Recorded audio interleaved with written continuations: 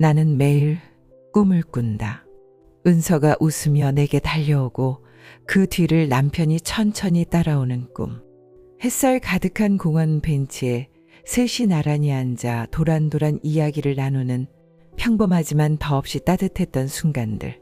그때로 다시 돌아간 듯 깨어나기 싫은 그런 꿈을 꾸곤 한다. 그 꿈 속에서 나는 평범한 아내였고 누군가의 엄마였다. 그리고 그 속에서 환하게 웃고 있는 나는 마치 어제 있었던 일처럼 선명하고 생생하다. 나는 작은 음악학원에서 아이들에게 피아노를 가르치는 선생님이었고 방과후 수업까지 맡아 늘 바삐 움직였다. 중견기업 해외 영업부에 근무하던 남편은 출장이 잦아 집을 비우는 일이 많았다. 그래서 집안의 대부분은 내 몫이었지만 나는 그 삶이 힘들지 않았다. 왜냐하면 은서가 있었으니까. 은서는 우리 부부가 오랜 기다림 끝에 만나게 된 기적 같은 존재였다. 늦은 나이에 서로를 만나 조심스레 결혼을 했고 더 늦기 전에 아이를 갖고 싶었다. 하지만 현실은 우리 뜻대로 되지 않았다. 시간은 무심했고 기다림은 매번 상실로 끝났다. 몇 차례 유산을 겪으며 몸보다 마음이 먼저 무너졌고 병원 복도에서 고개를 숙이고 앉아있던 날 남편이 내 손을 꼭 잡으며 말했었다. 당신만 괜찮다면 나도 괜찮아. 그 말이 고마워서 또 미안해서 나는 고개를 들 수 없었다. 의사는 결국 조심스레 말했다.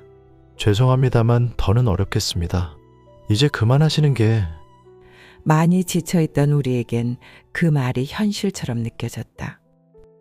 아이를 포기하려던 그때의 마지막이라고 마음먹었던 시험관 시술에서 은서는 기적처럼 우리에게 찾아온 아이였다. 처음엔 믿기지 않았다. 다시 떠나버릴까 두려웠다. 하지만 은서는 우리 곁에 남아주었다. 하루하루가 감사했고 하루하루가 기적 같았다. 은서는 맑고 다정한 아이였다. 또래보다 몸집은 작았지만 그 작은 몸 안엔 얼음보다 깊은 따뜻함이 담겨 있었다. 낯가림도 없이 처음 본 사람에게도 반갑게 인사하고 아끼는 인형을 내밀며 친구하자고 웃던 아이. 늘 웃음이 많았고 동물이나 꽃을 보면 꼭 말을 걸 듯 속삭였다. 특히 꽃을 무척 좋아했다. 길가의 개나리에도 인사를 건넸고 마트에서 본 작은 꽃다발을 보며 엄마, 이건 사랑의 꽃이야 라며 두 눈을 반짝이던 모습이 선하다. 은서의 5번째 생일을 앞두고 내가 선물을 물었을 때 아이의 대답은 뜻밖이었다. 케이크도 좋지만 나는 꽃이 좋아. 사랑하는 사람이 주는 꽃은 특별하잖아. 그 말을 들은 순간 가슴이 아릿해졌다. 밥을 먹을 땐 엄마 이건 같이 먹어요 하며 꼭 한 입을 먼저 떠주고 버스에선 어르신을 보면 먼저 일어나는 아이. 은서는 그런 아이였다. 은서는 나에게 사랑이 뭔지를 알려준 첫 번째 사람이었다. 조용하고 따뜻하고 아무 조건 없는 사랑. 그런 은서는 내 전부였다. 말 그대로 내 심장이 밖으로 나와 걸어 다니는 것 같았다. 보고 있어도 보고 싶은 사람. 그 노랫말처럼 은서는 내게 사랑 그 이상의 존재였고 세상이 내게 준 가장 소중한 선물이었다. 그날 아침 나는 평소보다 조금 서둘러 준비를 시작했다. 음악학원에서 중요한 리허설이 있는 날이었고 남편은 출장 중이라 집에 나와 은서뿐이었다. 급하게 간단한 아침을 차리고 은서를 깨워 옷을 입힌 후 밥을 먹였다. 내 손길엔 조급함이 스며 있었고 머릿속엔 리허설 시간이 끊임없이 맴돌았다.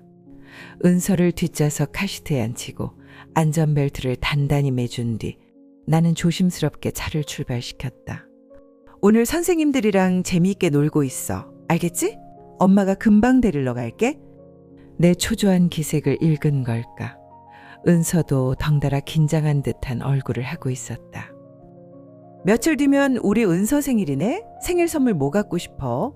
분위기를 바꾸려 조심스레 말을 꺼내자 은서는 금세 얼굴을 밝히며 말했다. 노랗고 예쁜 꽃이요. 꽃 사주세요. 그래, 엄마가 은서 생일날 예쁜 꽃 사줄게. 아이의 표정엔 설렘이 가득했다. 동요를 흥얼거리며 창밖을 바라보는 모습이 평소보다 더 천진하고 사랑스러워 보였다. 초조하던 내 마음도 조금씩 가라앉았다. 늘 가던 익숙한 길, 멀지 않은 거리.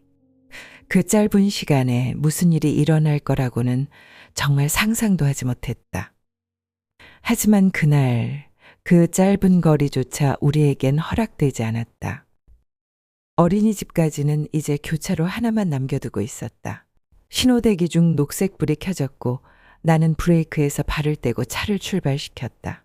그 순간 오른쪽에서 대형 트럭이 신호를 무시한 채 무서운 속도로 내 차를 향해 그대로 돌진해 왔다. 길고 날카로운 크락션 소리가 머릿속을 찢듯 파고들었고 나는 본능적으로 브레이크를 밟으며 핸들을 꺾었다. 하지만 너무 늦었다. 트럭은 차량의 오른쪽 측면을 강하게 들이받았다.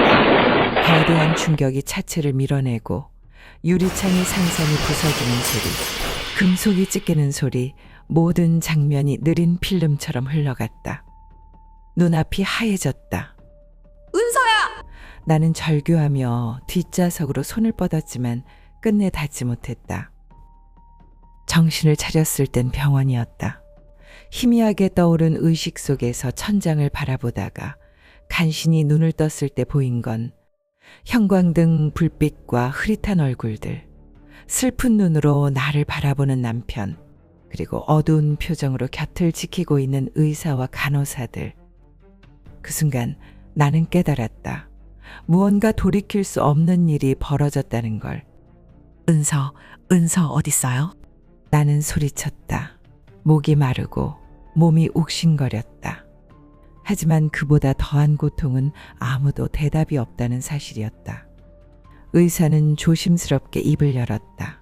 뒷좌석 카시트에 있던 아이는 현장에서 사망했습니다. 그 한 문장은 칼날처럼 내 가슴을 베었다. 세상이 무너지는 소리가 들렸고 내 몸 어딘가가 실제로 찢어지는 것 같았다. 마이에는 다 담을 수 없는 고통이 밀려왔다. 모든 감각이 끊긴 채 차가운 병실의 공기만이 내 폐속으로 들어왔다. 나는 속으로 외쳤다. 내가 죽었어야 해. 그렇게 정성껏 지켜오는 서였다. 수없이 기도하고 수없이 바랐던 아이. 그런데 그렇게 순식간에 떠났다는 것을 나는 믿을 수 없었고 그 후에도 병원에서 수차례 은서를 찾다 기절하기를 반복했다. 사고 조사 결과 트럭 운전사의 차량은 급발진이었다고 했다. 블랙박스 영상에도 운전자가 브레이크를 밟으려 애쓰는 장면이 남아 있었다. 결국 법원은 그것을 불가항력으로 판단했고 트럭 운전사에게는 가벼운 벌금형이 내려졌다. 누구도 고의가 아니라는 이유로 사건은 그렇게 너무나 허무하게 마무리됐다. 시간이 흐른 후 사람들은 나를 위로했다. 어쩔 수 없는 사고였어요. 그래도 선생님은 살아계시잖아요.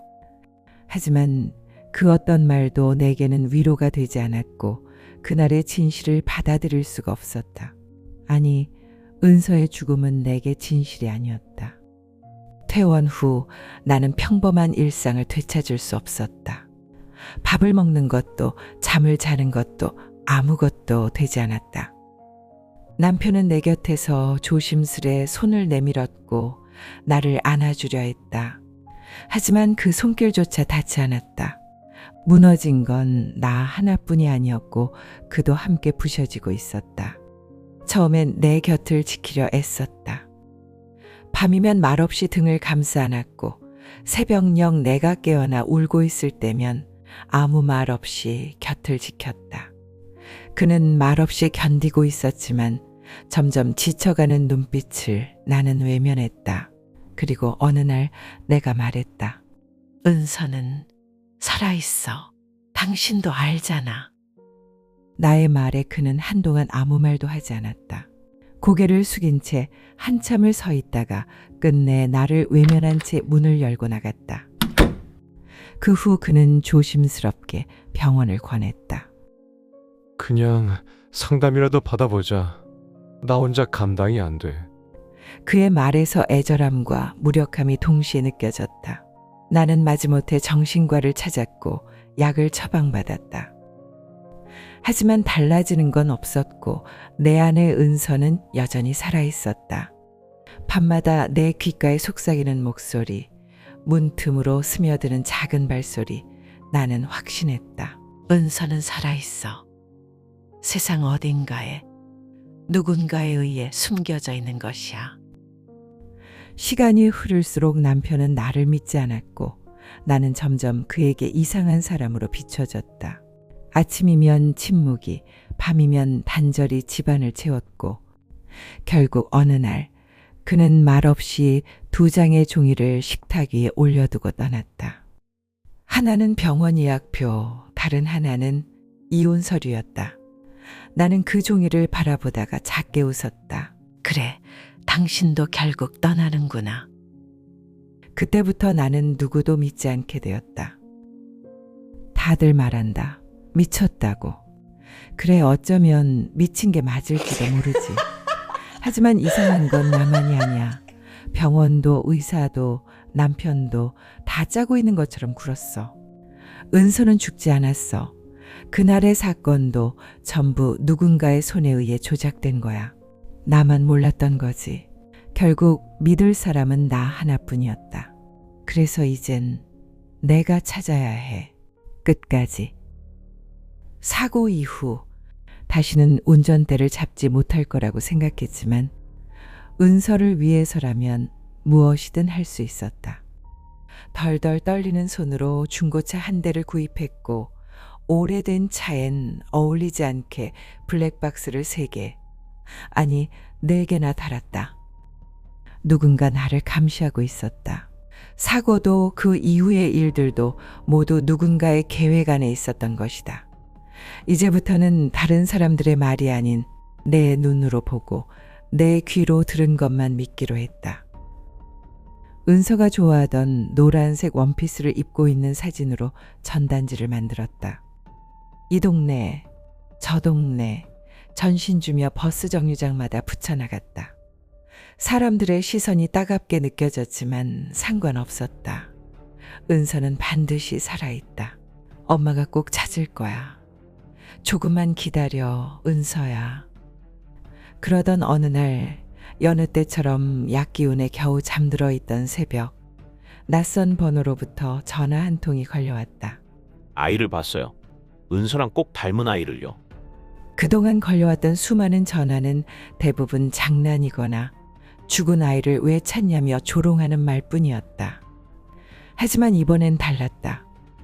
그 목소리에는 힘이 있고 확신이 있었다. 그래, 내 말이 맞았어. 은서는 살아있어. 그 남자는 내가 사는 곳과 조금 떨어진 동네에서 은서와 닮은 아이를 봤다고 했다. 나는 망설임 없이 조용히 짐을 챙겼다. 은서가 좋아하던 인형 하나, 곧 돌아올 은서 생일날 주려고 사두었던 꽃다발을 챙겨서 그 아이를 찾아 그곳으로 향했다. 작고 조용한 동네, 낯선 사람들이 사는 원룸 단지. 이곳에서 은서를 찾을 때까지 지내기 위한 작은 원룸을 하나 얻었다. 은서는 이곳에 왜 왔을까? 집의 상태는 썩 좋지 않았다. 낡은 건물, 좁은 골목, 벽지는 눅눅했고 어렵게 잠들면 몸이 가려워 잠이 깨기도 했다. 낡은 싱크대의 문을 열면 바퀴벌레 떼가 사방으로 흩어졌고 정체모를 악취가 코 속 깊숙이 파고들었다. 숨이 막힐 정도로 최악이었다. 요즘도 이런 집이 있다니. 집주인에게 전화를 걸어 항의해 보았으나 그는 나의 말을 무시했고 무슨 소리냐고 도리어 큰 소리쳤다. 기대와 달리 이곳에서 은서의 흔적은 끝내 찾을 수 없었다. 그래도 포기할 수는 없었고 나는 미친 사람처럼 골목마다 사람들 얼굴마다 은서의 모습을 찾으며 헤맸다. 힘든 날들을 버티게 해주는 건 병원에서 처방받은 약뿐이었다. 약 기운에 겨우 눈을 감고 잠에 들면 은서는 늘 꿈속에서 나를 찾아왔기 때문이다. 꿈속의 은서는 언제나 그랬듯 해맑았다. 노란 원피스를 입고 햇살 가득한 공원을 뛰어다니며 웃는다. 그 모습을 바라보는 것만으로도 나는 눈물이 날 만큼 행복했다. 하지만 언제나 그 장면은 마치 멈춰버린 비디오처럼 갑자기 정지되고 만다. 은서의 웃음은 사라지고 아이는 무표정한 얼굴로 고개를 돌려 나를 바라본다. 그리고 늘 같은 말. 엄마, 빨리 나를 찾아와. 그 말을 끝으로 은서는 사라지고 나는 단 한 번도 은서의 이름을 부르지 못한다. 무언가 내 목을 조르듯 입을 벌려도 소리가 나지 않았고 그렇게 매번 아무 말도 하지 못한 채 은서를 보내버리고 만다. 오늘도 사라지는 은서를 보며 놀라 잠에서 깼다. 심장은 요동치고 방 안은 적막했다. 오늘도 분명히 들었어. 얼마나 잠들었던 걸까. 시간을 확인하려 휴대폰을 들었지만 전원은 꺼져 있었고 전원을 켜자 모르는 번호로부터 부재중 전화 한 통이 떠올랐다. 누구일까? 요즘 들어 나를 향한 감시가 점점 짙어지고 있다. 사람들은 피해망상이라고 말하겠지. 하지만 나는 알아. 이건 단순한 착각이 아니야. 이 동네 사람들은 어딘가 이상하다. 나를 멀리하고 불편해하고 경계하는 눈빛으로 바라본다. 분명 어딘가에 음모가 있다. 은서를 찾지 못하게 하려는 자들이 분명히 이 근처 어딘가에 숨어 있다. 그리고 그 감시의 손길은 점점 가까워지고 있다. 정신을 가다듬고 차에 설치한 블랙박스를 확인하러 나섰다. 주차된 내 차로 다가가자 앞유리에 붙어있는 쪽지 한 장이 눈에 들어왔다. 비매너, 주차 똑바로 하세요. 겉보기엔 그저 흔한 항해의 쪽지였지만 내 눈엔 그렇게 보이지 않았다. 이건 감시자가 보낸 경고야. 급히 블랙박스를 돌려보았다. 낯선 남자가 내 차의 손전등을 비추며 주변을 서성이고 있었다. 번호판을 살피고 조수석 창을 들여다보는 모습. 그 시선엔 분명한 목적이 있었다. 이 남자, 나를 감시하고 있어. 분명 나와 은서를 해치려는 거야. 문득 조금 전에 부재중 전화를 떠올렸다. 조심스레 번호를 눌러 전화를 걸었다. 혹시 동성빌라 옆에 주차하신 분이죠? 처음엔 평범한 사과 전화인 척했다. 하지만 결국 그 전화는 내가 만만한 사람이 아니라는 걸 보여주기 위한 수단이었다. 그들은 나를 감시하고 있었고 마치 내가 피해를 주는 사람인 양 몰아세우며 이곳에서 쫓아내려는 의도가 분명했다. 하지만 은서를 찾기 전까진 절대 이곳을 떠날 수 없었다. 그래서 더 단단해져야 했다. 피해자는 나였고 더 이상 그들의 의도대로 끌려다닐 수는 없었다. 블랙박스 속 그 남자, 내 차 주변을 어슬렁거리며 무언가를 확인하던 그 시선.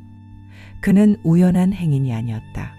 누군가의 지시를 받고 움직이고 있었다. 유리창에 붙은 이 쪽지 역시 그 흔적 중 하나였다. 그리고 이제 나도 보여줘야 한다. 나 역시 그리 쉬운 상대는 아니라는 걸. 그를 감시하기 위해 먼지 낀 창문 틈 사이로 건물 입구를 오래도록 노려봤다. 눈이 시리고 시야가 흐려질 즈음 낯선 남자 하나가 천천히 건물 안으로 들어섰다. 놓칠세라 곧장 현관문을 열고 나섰고 우리는 문 앞에서 그대로 마주쳤다. 내 예상은 틀리지 않았다. 그 남자였다. 그는 나와 불과 몇 발짝 떨어진 바로 벽 너머에서 나를 감시하고 있었던 것이다. 한참을 나는 그 사실을 모르고 있었다. 마주한 그는 놀란 듯 두 눈을 크게 떴지만 그 모든 표정이 연기라는 걸 나는 단번에 알아차렸다. 그리고 그 순간 속에서 터져나오는 웃음을 나는 끝내 참지 못했다. 깊은 어둠이 내린 밤. 나는 라이터를 들고 쓰레기장으로 향했고 그가 남긴 쪽지에 불을 붙여 쓰레기 더미로 던졌다. 작은 불꽃이 비닐을 태우며 매캐한 연기를 피워냈다. 불꽃 속에서 사라지는 글자들을 보며 마음이 조금은 가라앉았다. 이제 사라졌어. 지워졌어. 그 순간 위층에서 창문을 여는 기척이 들렸다. 누군가 또 나를 보고 있었다. 곧 멀리서 경찰차가 다가오는 사이렌 소리가 들려왔고 나는 일부러 천천히 고개를 들고 골목 입구에서 다가오는 경찰을 바라봤다. 여기 쓰레기 불법 소각으로 신고가 들어왔습니다. 경찰이 조심스럽게 말했다. 나는 또렷한 목소리로 답했다. 필요 없는 것 좀 태웠어요. 위험한 건 없어요. 그는 잠시 나를 바라보더니 고개를 끄덕였지만 그 눈빛은 익숙했다. 이상한 사람이라는 판단을 이미 끝낸 눈빛. 밤늦게 모인 사람들은 나를 보며 수군대기 시작했고 수군대는 사람들을 외면하며 나는 말했다. 점점 더 재미있게 해줄게. 집 안에 들어서자 알 수 없는 악취는 더욱 진해져 있었다. 나는 그 냄새를 들이마시며 가만히 중얼거렸다. 곧 너도 나처럼 미쳐갈 거야. 오늘 밤도 나는 그를 향한 내 메시지를 조용히 흘려보낸다. 들으라고, 느끼라고, 미쳐가라고.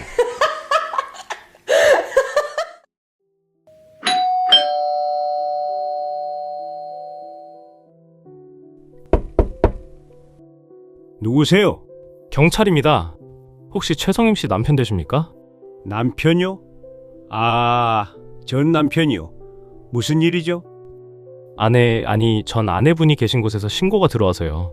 다른 보호자도 없고 정신이 온전치 않으신 것 같던데. 이런저런 문제가 있어서 보호자 연락처 왔습니다. 은서라는 딸아이를 찾고 계신다던데요. 딸? 무슨 딸이요? 그 여자가 딸을 찾는다고요? 정신이 완전히 나간 겁니다. 태어나지도 않은 딸을 찾고 다닌다고요? 그래요, 사고 났어요. 임신 6개월에 유산됐습니다. 그 뒤로 제정신이 아니었죠. 나한테 딸을 찾아내라며 못살게 굴고 동네 사람들이 납치했다며 난동을 부리고 결국 나도 버티다 못해 이혼했어요. 더 이상 할 말 없죠? 보호자? 그럴 사람 아닙니다.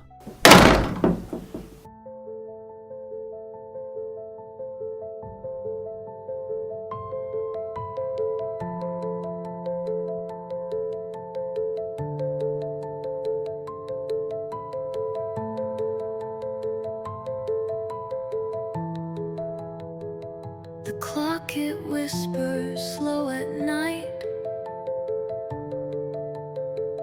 A shadow creeps beyond the light. Footsteps fall where none should go. A chill that lingers deep and low. The air it thickens like a storm. A hollow ache where hearts deform. Curtains sway, the windows close. Secrets buried, no one knows. Something stirs beneath the floor. A ghostly knock upon the door. The ticking grows inside my chest. A restless fear that won't confess.